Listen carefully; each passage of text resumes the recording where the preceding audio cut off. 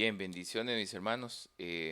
Vamos a continuar con la meditación que hemos estado teniendo sobre este tema de administrar para su gloria.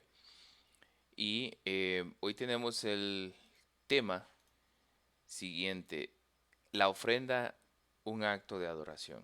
Hemos estado hablando sobre principios bíblicos, sobre el uso del dinero, sobre de dónde viene el dinero, etcétera. Pero hoy vamos a profundizar un poquito en el tema lo que es de la ofrenda. Y quiero que lo veamos desde un punto de vista teológico primero y pues que podamos eh, ir el domingo con una actitud reformada en cuanto a la adoración, específicamente la ofrenda. Y para eso tenemos que ir masticando un poquito el aspecto teológico. Eh, Recientemente escuché a un hermano, pastor, decir algo que yo creo que se me quedó grabado para siempre en mi ser. Eh, Siempre, para toda cuestión práctica, hay un aspecto teológico detrás. De manera que entre mejor sea nuestra teología, mejor tiene que ser la práctica. Por lo tanto, la teología importa. Estoy parafraseando una pequeña frase que él dijo, pero eso es como la moraleja, ¿no? Entonces, eh, no es lo mismo llegar el domingo con una ofrenda y usted la da porque simplemente le nació dar una ofrenda, porque simplemente, pobrecita la iglesia, las finanzas no van tan bien, ya ahí yo voy a dar tanto, ¿entiende? O simplemente es costumbre, simplemente ya es rutinario en su presupuesto, ya está eso listo, presupuestado. Bueno, de eso no se trata.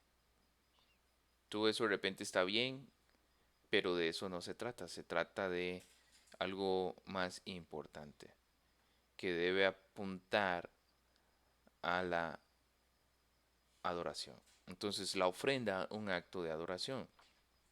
Dios nos ofrendó un planeta, o más bien un cosmos perfecto para administrarlo.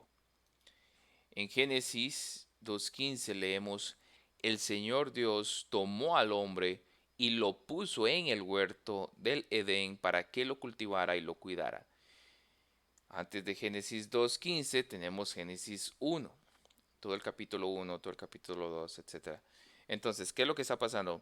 Dios, con el poder de su palabra, con ese poder exige, lo recuerdan, creó todo. De la nada Dios creó todo. No había nada y eso es espectacular, es maravilloso, no es para nuestra mente finita es imposible eh, masticarlo, ¿verdad? Pero sabemos por fe que el mismo Dios que dijo hágase la luz vino a la tierra y nos mostró que realmente toda la escritura es inspirada por Dios, ¿verdad? Entonces este Dios, el único Dios, creó todo de la nada, ¿ok? No había tiempo, no había espacio, no había materia. Y Dios, en un punto de la eternidad pasada, dijo, hágase y se hizo todo lo que Él quiso hacer. Entonces comenzó el tiempo como lo conocemos, ya empezó a existir la materia y el espacio y la energía. Génesis 1.1 dice en el principio, ahí hay tiempo, Dios creó, ahí está la energía, los cielos, ahí está el espacio, y la tierra, y ahí está la materia. O sea, Dios nos enseña en su palabra que Él fue el creador del tiempo, el espacio, la energía y la materia. ¿Ok? Entonces, a lo que quiero llegar es que Dios, habiendo creado todo, forma al hombre del polvo de la tierra y lo pone en el huerto del Edén. Dios ofrendó un planeta al cosmos ¿Y a quién se lo da para que lo administre? Al ser humano. ¿El ser humano hizo algo de ese cosmos? La respuesta es un no definitivo. ¿Participó en algo en lo más mínimo en la creación de ese cosmos? Absolutamente no. ¿Es beneficiario de eso que Dios creó? Sí, rotundo. Y más bien Dios lo pone para que administre entonces algo que Él no creó, algo que Él no participó en nada, simplemente es beneficiario. Y Él, Dios lo pone en un lugar perfecto. Y lo más lindo del Edén no era que todo estaba al alcance, que la tierra era fructífera, 100%, que no había que cultivar con el sudor de la frente, ni se pasaba hambre, ni frío, ni calor. O sea, el Edén es el paraíso. Lo más lindo no es eso. Lo más lindo del Edén es Dios mismo, porque Dios se paseaba libremente en el Edén y el hombre tenía libre comunión con Dios, una comunión perfecta e ininterrumpida. Eso es el paraíso es Dios, dicho sea de paso. Muchas veces uno habla con las personas si quieren ir al cielo, pero quieren ir al cielo porque se les ha dicho, y es cierto, ahí ya no va a haber dolor, ahí ya no va a haber sufrimiento, ahí las calles son de oro. No sé si recuerdan El Progreso del Peregrino, donde no recuerdo el nombre del personaje, pero su motivación era esa. Y él decía, calles de cristal, ya no hay más sufrimiento, no hay más dolor, gozo en la presencia del rey, y él solo veía esas cosas, ¿verdad? Y esa era su motivación. Y como esa fue su motivación, pronto dio media vuelta y se devolvió al, al país del sufrimiento, ¿verdad? A la tierra no maldita, creo que se llama. En cambio, Cristiano sí seguía porque él sabía que había un lugar celestial y él, su motivación era el rey, ¿verdad? Entonces, el punto que quiero llegar es que lo que Dios crea es una ofrenda. Todo esto es una ofrenda que Dios da al hombre. Fue un regalo. El hombre no la compró. Él no compró nada de eso. Él se ve beneficiado de eso. Y él le tocaba nada más administrarlo. Muy bien. Entonces, le tocaba administrar lo que Dios le había dado como una ofrenda. A él no le costó nada. ¿Qué pasa? El hombre desobedece. Sabemos la historia, ¿verdad? Eva es tentada por el diablo.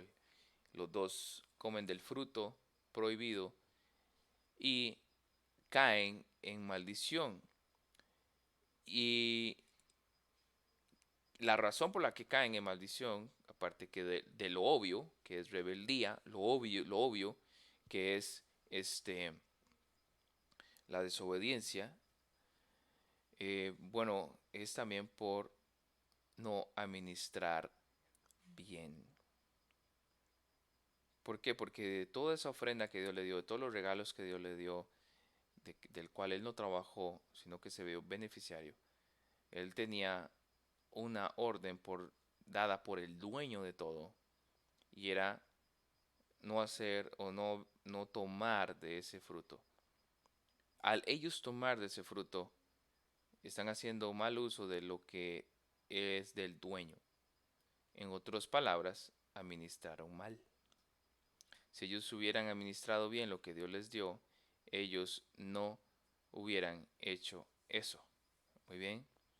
Entonces, el hombre cae en maldición por no administrar bien. Reitero, eso implica ser rebelde para con Dios, eso implica rebelarse contra Dios.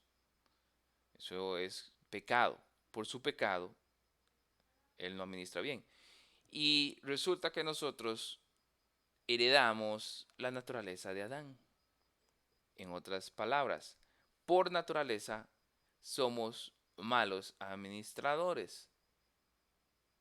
Pecamos contra Dios. Nos rebelamos contra Dios. Abusamos de los recursos que Dios nos da.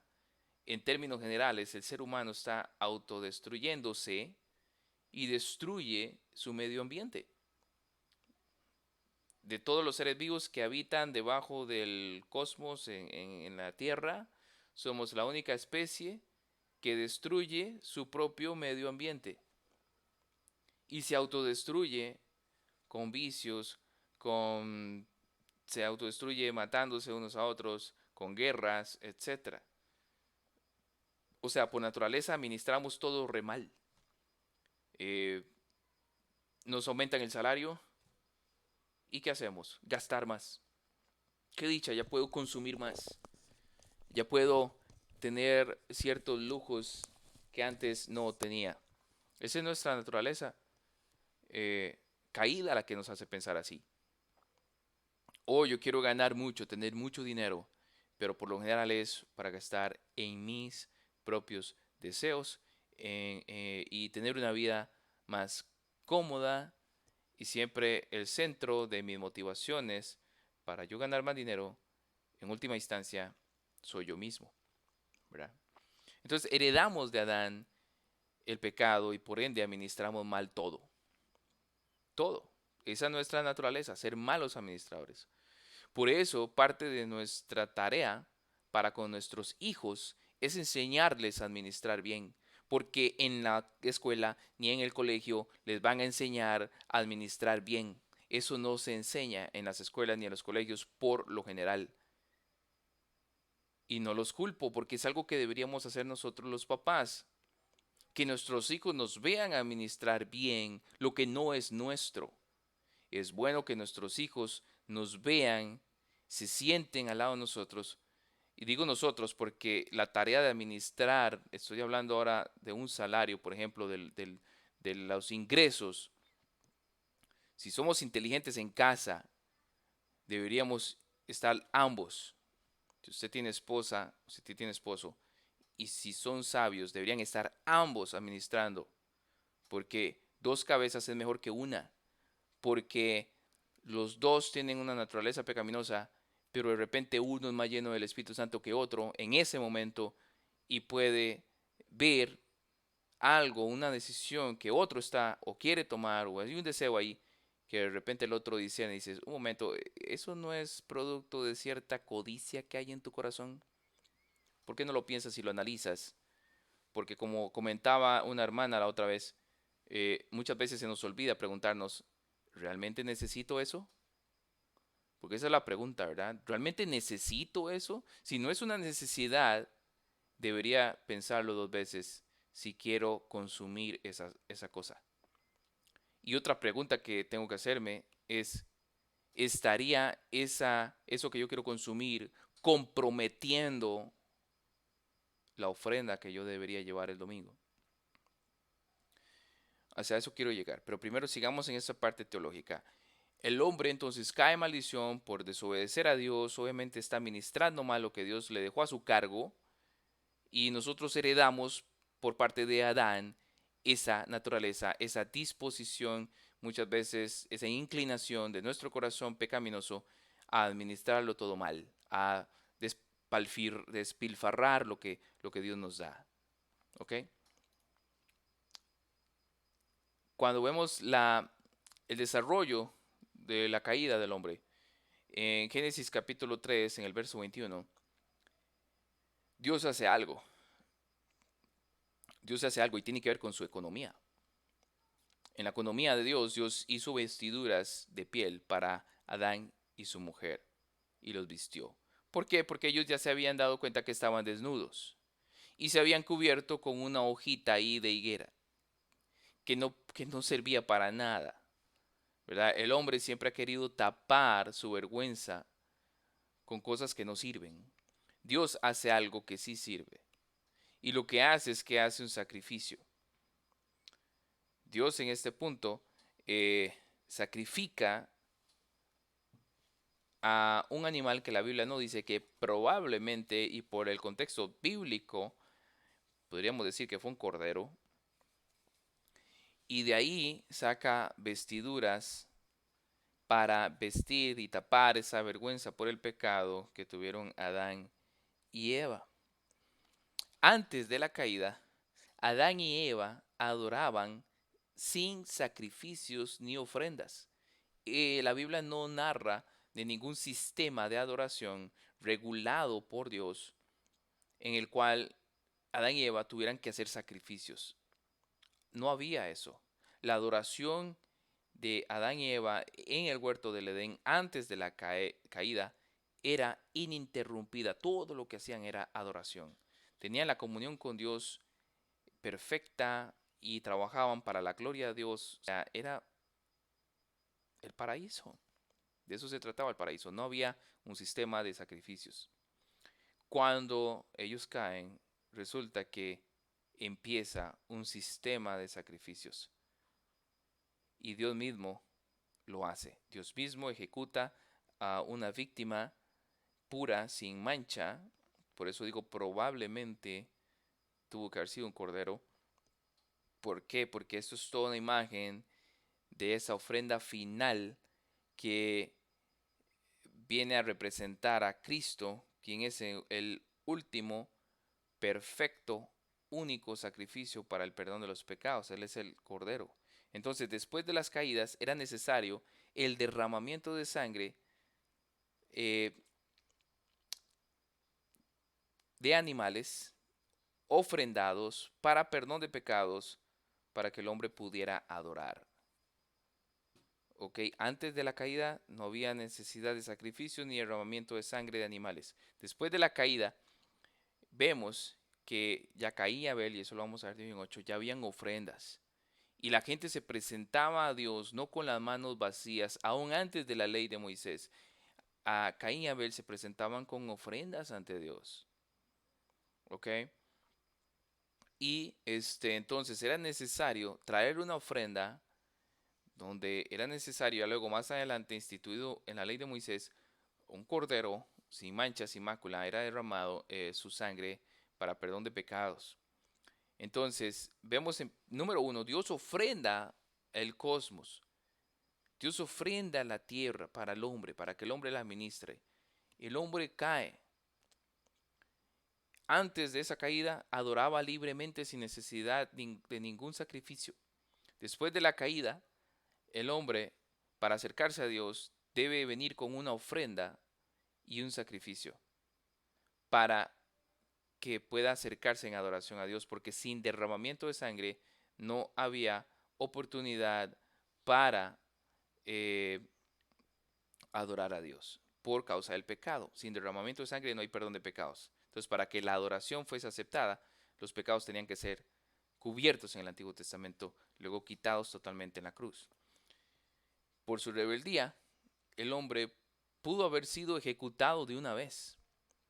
Dios si hubiera querido, por su pecado, Dios hubiera dicho, no, los elimino de una vez, pero no fue así. Fue un animal el sacrificado. Ese animal fue una ofrenda para cubrir la vergüenza del pecado del hombre. Ojo, ese animal fue una ofrenda. Dios ofrenda a un planeta, el hombre cae. Ahora Dios ofrenda a un animal. Ese animal se da como ofrenda para cubrir, ojo la palabra, cubrir, no quitar, porque ningún animal iba a quitar de una vez y por todas el pecado. Él lo cubría hasta Cristo. ¿Ok? Pero es una ofrenda para entonces cubrir la vergüenza del pecado del hombre. Esto es una sombra de la realidad de que Dios daría un día muerte a un sustituto para redimir los pecados. Dios nos daría una ofrenda invaluable, única y suficiente para restaurar lo que perdimos en el Edén.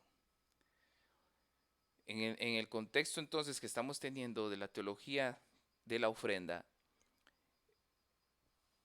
esa muerte de ese corderito, que fue probablemente un cordero para tapar la vergüenza de Eva, iba a ser una sombra de Jesús, quien iba a ser una ofrenda. Jesús fue una ofrenda.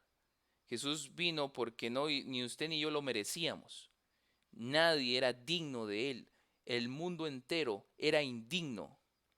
El mundo entero no merecía tan tremenda visita. El Dios del cosmos, el Dios del universo, el creador de todas las cosas, nos vino a visitar en la persona de Jesús. Su Hijo Jesucristo vino a sernos dado como una ofrenda. De tal manera amó Dios al mundo que ha dado a su Hijo unigénito para que todo aquel que en Él cree no se pierda, mas tenga vida eterna. San Juan 3:16 habla de Jesús siendo una ofrenda para el mundo. Tanto amó Dios el cosmos que ofrendó a su Hijo. Y su Hijo vino aquí a ser humillado. Hicieron con Él lo que quisieron. Pero fue una ofrenda. Estamos siguiendo el hilo, espero que sí. Cristo fue una ofrenda. ¿Para qué? Para entonces restaurar lo que perdimos en el Edén. ¿Y qué perdimos en el Edén? El beneficio de trabajar sin el sudor de nuestra frente, el beneficio de ya no tener vergüenza por el pecado, el beneficio de tener un clima perfecto, al punto que igual podíamos andar desnudos y sin vergüenza y nada. No, lo que perdimos en Belén, en el Edén, invaluable, fue esa comunión ininterrumpida por Dios, con Dios por causa del pecado. Y Jesús vino a llevarnos de vuelta al Edén. Cuando Dios quita al hombre del Edén, dice que él pone un querubines en la entrada al Edén y también una espada que se revolvía de fuego, de tal manera que es imposible para el hombre entrar al Edén. Pero Jesús nos hizo camino de vuelta al Edén, pudiendo traspasar esa espada de fuego y los querubines. De modo que Jesús nos hace camino al Padre. Jesús por eso es el camino, la verdad y la vida, y nadie puede ir al Padre si no es por Él. Jesús es ese camino. Y Jesús es esa ofrenda que nos fue dada. Por amor, por pura gracia y misericordia de Dios Padre. Hebreos 10, del 11 al 14, dice esto. Y ciertamente, todo sacerdote está día tras día ministrando y ofreciendo muchas veces los mismos sacrificios, que nunca pueden quitar los pecados. Ok, un poquito contexto de Hebreos. Se escribió probablemente antes del año 70, antes de la caída del templo judío. Y Hebreos se escribió a judíos que estaban siendo perseguidos eh, por su fe en Jesucristo, pero que estaban siendo tentados a volver al sistema sacerdotal del templo que aún estaba ahí. Y por eso el texto dice está. El autor está diciendo, aún hay sacerdotes en el templo día tras día ministrando y ofreciendo muchas veces los mismos sacrificios, o sea, dando ofrendas a Dios, que nunca pueden quitar los pecados. El texto o el enfoque, uno de los enfoques del autor de los Hebreos es que Cristo es supremo, la supremacía de Jesús sobre el sistema sacerdotal. Entonces dice, hay un pero ahí, pero Cristo, habiendo ofrecido, ven la ofrenda ahí, ofrecido, Él se dio como una ofrenda, una vez para siempre, un solo sacrificio por los pecados. ¿Y quién fue el Cordero Perfecto? Fue Él. Él es el sumo sacerdote y a la vez la ofrenda. Él se ofreció a sí mismo y él mismo ejerció el sumo sacerdocio, quien entró al tabernáculo en el cielo para ministrar la ofrenda. Dice, se ha sentado a la diestra de Dios, y ya hemos visto eso en la iglesia, la doctrina de la cesión de Cristo. Como Cristo entonces, al decir que se sienta a la diestra de Dios, quiere decir que Él reposa, es decir, ya no hay más sacrificios, ya lo hizo todo por nosotros. Él fue la ofrenda por nuestro pecado, y una ofrenda definitiva, una ofrenda que cancela la deuda por nuestro pecado. Él fue la ofrenda, ese precio que demandaba para la redención, para la compra de nosotros como esclavos, y la deuda a pagar. Cristo lo hizo de una manera perfecta en la cruz. Él se ofreció, Él fue la ofrenda.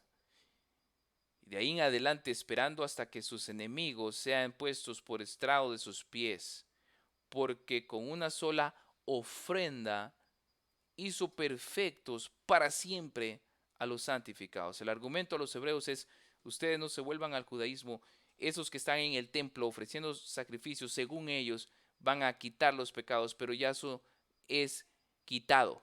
De hecho, en el contexto viene hablando del nuevo pacto. En el nuevo pacto, Cristo iba a ser el sacrificio definitivo, ofrendado para el perdón de nuestros pecados. Ya Él nos hizo perfectos por él, porque Él fue la ofrenda perfecta. Él se ofreció. Entonces, mis hermanos, claro, aquí me he saltado un montón de contexto del Antiguo Testamento y un montón de cosas riquísimas que podemos ir sacando, pero de repente lo podemos ir masticando más adelante. ¿En qué aterriza todo esto? ¿Por qué entonces, qué tiene que ver la teología de que Cristo es nuestra ofrenda? Fue una ofrenda para cancelar la deuda por nuestros pecados. Fue una ofrenda especial y la única forma para adorar a Dios. ¿Qué tiene que ver esto con la parte en que yo necesito entonces y debería en mi presupuesto sacar un dinero eh, para ofrendar y presentarlo a Dios el día del Señor en su casa? Porque es un acto de adoración. ¿Quiere decir eso, hermano Wilmer, que yo con mi ofrenda puedo agradar a Dios y alcanzar en algún sentido el favor de Dios? No. ¿Quiere decir eso, hermano, que si yo no llevo una ofrenda, Dios no me ama igual? No. No quiere decir nada de eso. Lo que estamos enseñando es que si yo comprendo que Dios ha ofrendado todo lo que tenía, Él se dio a sí mismo, lo más preciado, su Hijo Jesucristo, para perdonar mis pecados, para comprarme, para limpiarme de mi maldad, para redimirme, para absorber la ira de Dios ahí en la cruz, en mi lugar, para justificarme, presentarme legalmente inocente delante del Padre y así adoptarme como su hijo. Y todo esto fue una ofrenda. No es algo que tiene que ver conmigo. Yo no di nada, yo no acoté nada, además de mi pecado, nada más puse. Entonces, si yo entiendo esto, el domingo cuando yo llevo una ofrenda, yo tengo que tener esto en mente. Señor, yo vengo con una ofrenda, no porque con una ofrenda compro tu favor, no tampoco porque si no tengo una ofrenda no te adoro, o no me amas, o no me amas igual como aquel que ofrenda. No, Señor, presento una ofrenda porque estoy consciente que tú presentaste la ofrenda invaluable por la cual vengo a adorar, y es Cristo Jesús. Él fue ofrendado para salvarme. Entonces con esta ofrenda yo te adoro porque me recuerda una vez más que Cristo fue ofrendado por mí.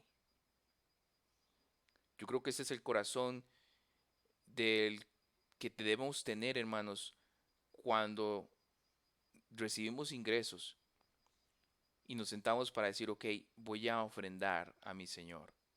Y voy a ir el domingo con esta ofrenda y yo voy a decirle al Señor en mi corazón, Señor, gracias, porque simplemente vengo a adorarte y esta ofrenda me recuerda que tú, Jesús, fuiste la ofrenda invaluable, una piedra preciosa, la más cara que Dios tenía para el perdón de mis pecados. La roca que los edificadores desecharon, esa roca preciosa, fue ofrendada para comprarme, redimirme.